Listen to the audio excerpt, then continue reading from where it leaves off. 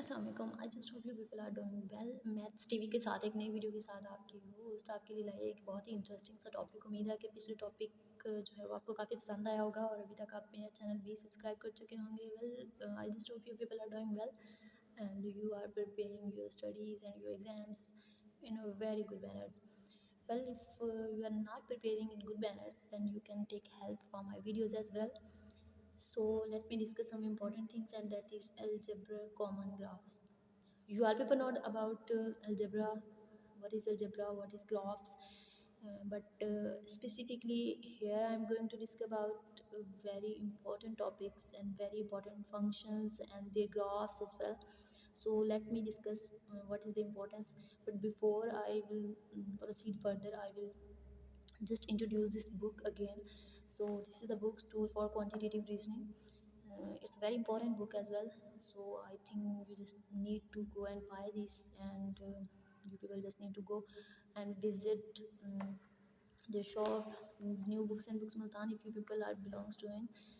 Well, let's discuss this topic, and this is algebra common graphs. You can see here the first one is constant function graph. Let's see this. You can see that graph here. What's the domain range, the last topic we discussed here. So what is domain is negative q to positive q, the values length range, and the simple number c constant on negative q to positive q.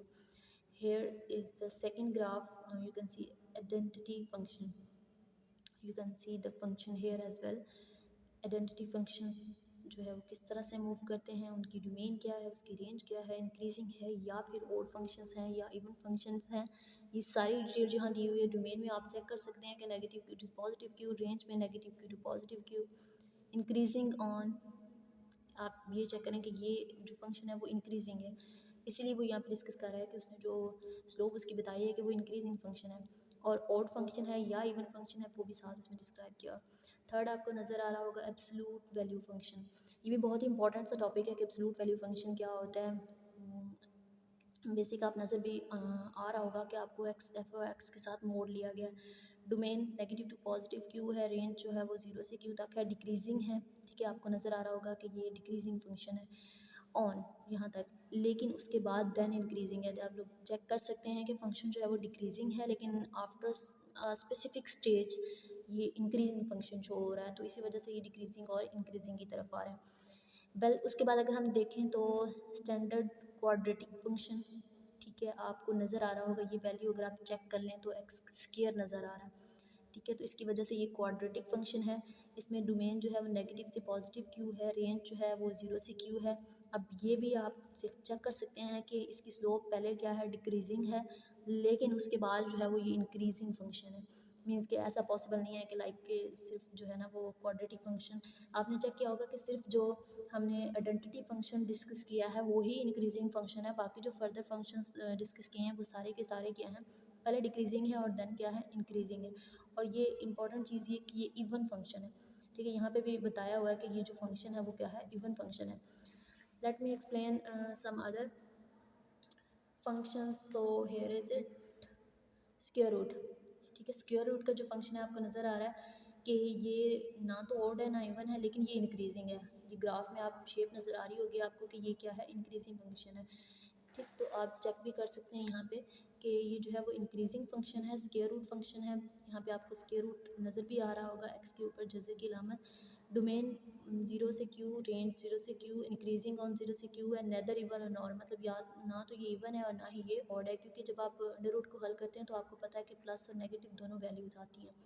उसके बाद आप standard cubic function को देखें तो standard cubic function जो है उसके अंदर एक्स की पावर दी हुई है 1, domain negative to positive Q है, range negative q to positive Q है, इंक्रीजिंग फंक्शन है, आपको नज़र भी आ रहा होगा कि ये इंक्रीजिंग फंक्शन है और ओड फंक्शन है, ठीक। उसके बाद लास्ट पे आपके पास है क्यूबिक रूट फंक्शन। जो क्यूबिक रूट फंक्शन होता है आपको यहाँ नज़र आ रहा होगा कि जो स्क्वायर रूट फंक्शन है उसी से जो है ये रिलेटेड है, और इसकी डोमेन जो है नेगेटिव क्यू से पॉजिटिव क्यू को जब जाती है, रेंज जो है इसकी नेगेटिव से क्यू है, इंक्रीजिंग है और नेगेटिव टू पॉजिटिव क्यू, और ओड फंक्शन एज वेल, ठीक। तो ये सारे वो फंक्शंस हैं जो बहुत इंपॉर्टेंट हैं और यूज़ भी होते हैं।